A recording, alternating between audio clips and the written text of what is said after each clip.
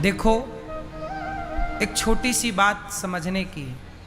भगवान कृष्ण प्रकट हो गए, कई महीने हो गए, अभी भगवान का नाम नहीं रखा गया। आप लोगों के घर में भी होता है, बच्चे हो जाते हैं, महीनों तक उनका नाम डिसाइड नहीं हो पाता कि नाम क्या रखें, क्या रखें, बोलो हाँ। तो जब तक नाम नहीं होता तब तक क्या बोला जाता है? लाला। ब्रजमंडल में बच्चों को बोला जाता है लाला यहाँ आओ। कन्हैया को मैया यशोदा क्या बोलती? जोर से, लाला, लाला यहाँ आओ, लाला यहाँ आओ, लाला यहाँ आओ। इसके पहले देवताओं ने बोला सत्यव्रतम सत्यपरम त्रिसत्यम। भगवान का एक नाम है सत्य। क्या नाम है भगवान का? सत्य। अब जरा सोचिएगा कि जब तक गर्गाचार्य जी नहीं, अभी क्या हुआ, एक नेताजी ने मेरे से पूछा कि जब भगवान प्रकट हुए तो देवकी वसुदेव जी ने, या उनका आशय था कि यशोदा जी ने, किस नाम से बुलाया? देखो, देवकी वसुदेव ने जब भगवान की स्तुति की, देवताओं ने की तो सत्यव्रतम सत्य परम त्रिसत्यम। सत्य, भगवान का क्या नाम पड़ा सबसे पहला? सत्य। वसुदेव जी के पुत्र हैं, इसलिए नाम पड़ा वासुदेव। कृष्ण का क्या नाम पड़ा? वासुदेव। भगवान के अनंत नाम है। देवकी वसुदेव ने भगवान को सबसे पहले, जब भगवान प्रकट हुए तो क्या हुआ? तमद्भुतम बालक मम्बुजेक्षणम चतुर्भुजम शंख गदायुधायुधम। जब भगवान प्रकट हुए देवकी और वसुदेव के यहाँ, तो बालक रूप में नहीं प्रकट हुए कि लाला लाला कह के बुलाएं। कैसे प्रकट हुए? 4 भुजा थी, शंख चक्र गदा।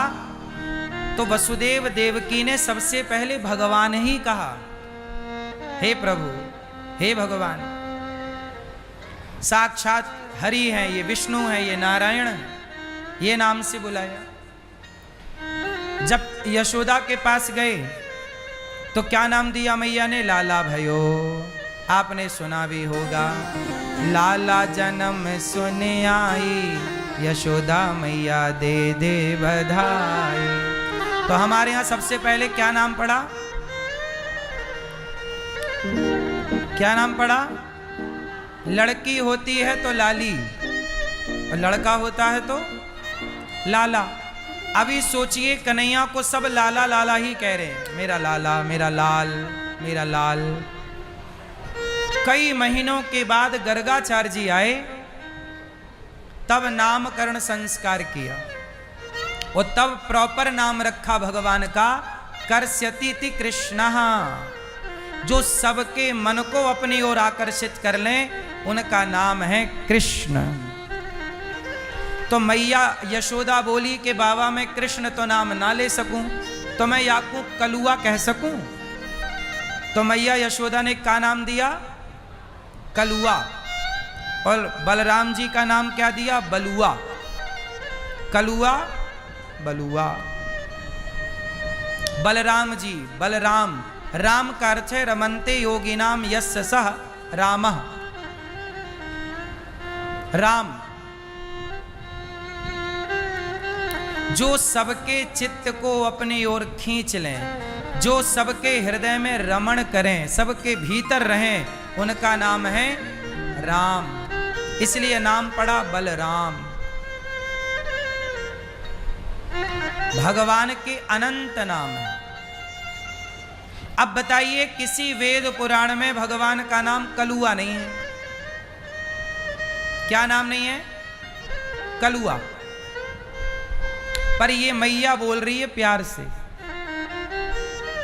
भगवान के सहस्त्र नाम हैं, हजारों नाम हैं, पर मैया प्यार का क्या नाम दे रही है? कलुआ, बलुआ। तो भगवान के कितने नाम हैं, कोई गिन सकता है? कोई नहीं गिन सकता, अनंत नाम है। अनंत नाम के धनी हैं भगवान।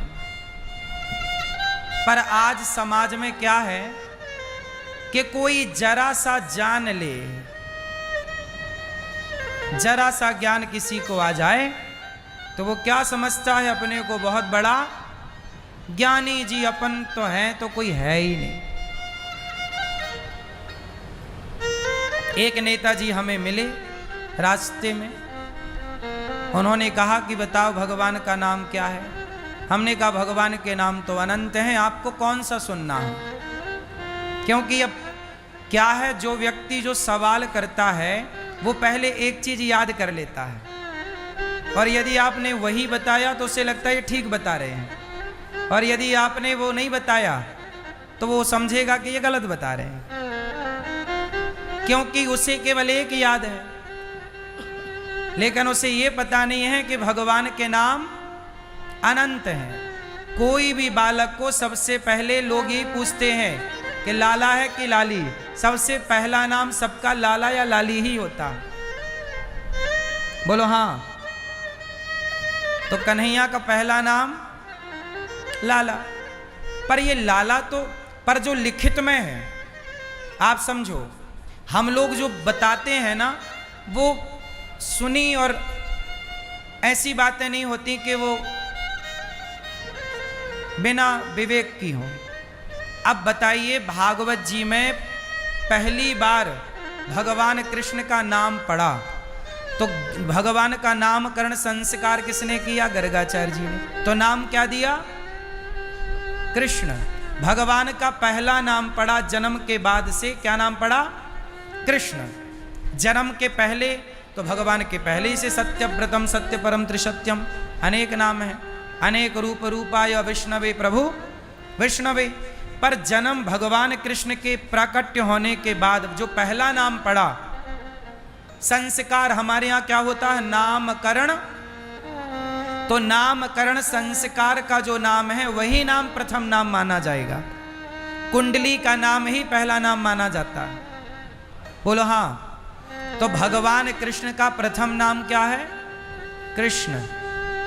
बाद फिर जितने नाम पड़े वो सब बाद में, और कृष्ण के भी पहले आप ये कह सकते हैं कि लाला लाली, जो कि सब व्यवहार में बोलते ही है, लड़का लड़की, छोरा छोरी, कुड़ी मुंडा।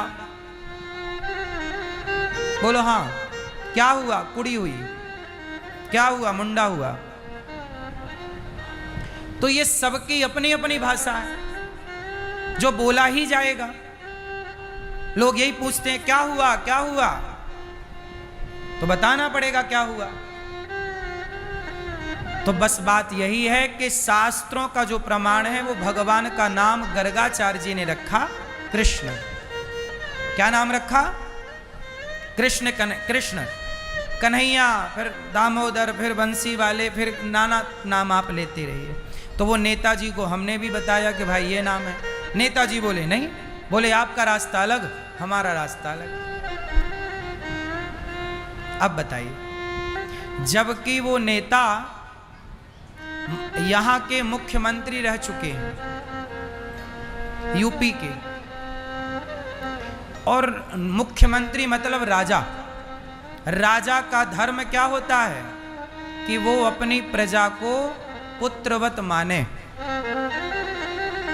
राजा पिता होता है और प्रजा, बोलो, राजा कौन होता है?